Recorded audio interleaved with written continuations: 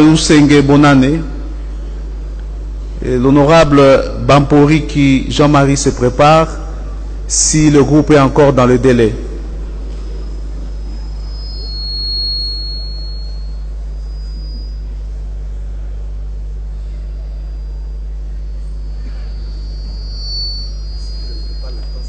Merci.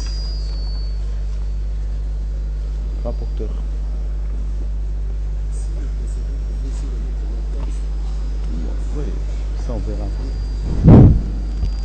Honorable Président, je sais qu'il y a un problème de temps. Je préfère résumer le document que j'ai préparé pour l'Assemblée.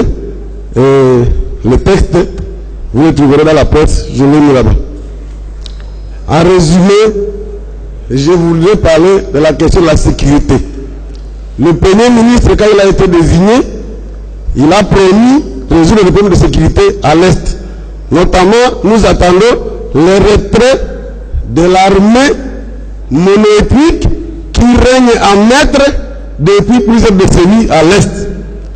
Nous voulons rappeler que cette armée qui sème la terreur est installée depuis la création de la rébellion RCD. Sous le E+4, la même armée est maintenue. Mutebu Chouvier de Bukavu, il s'installe à Kichanga, au nord Kivu, plus rien ne bouge. La même armée devient CMDP, la même armée devient Bosco Taganda, et ce sont les choses qui se font et se refont. Je voudrais en appeler à la communauté nationale ici représentée pour dire que la population en a assez avec les politiciens de l'Est du pays. Il faut que les gens le savent. Les députés du Nord Kivu se sont réunis la dernière fois, ont déposé un mémorandum qui sied chez le président ici.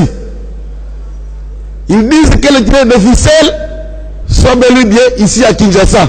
Pourquoi, monsieur le Premier ministre, vous ne voulez pas qu'on le pointe du doigt? Que protégez-vous, monsieur le Premier ministre?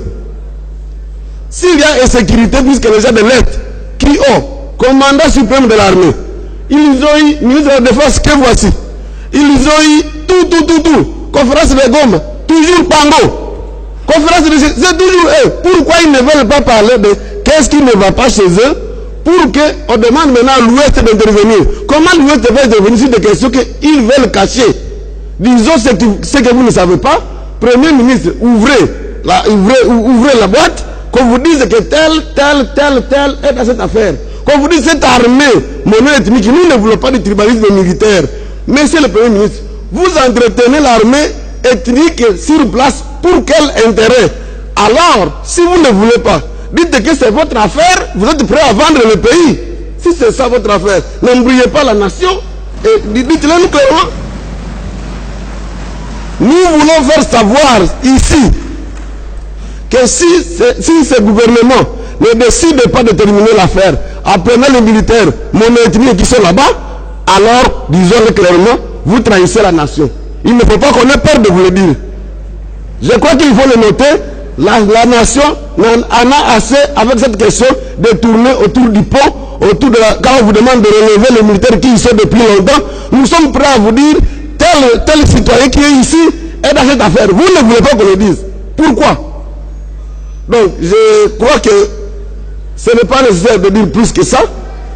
Je conclue en disant que la ville de Goma, pour tendre la main à l'ouest, a voté contre Villa Kikanda pour lui dire, nous, les gens du Nord qui vous trahissent.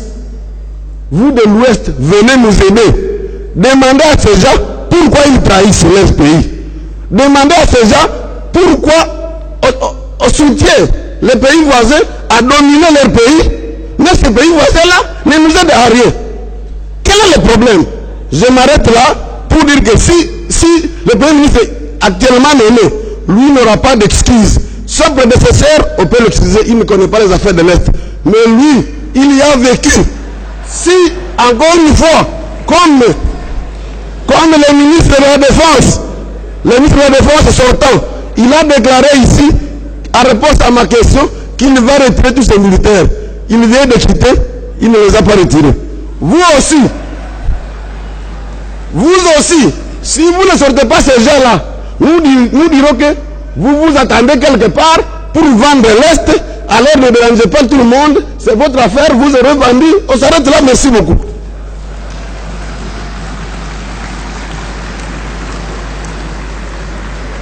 Merci.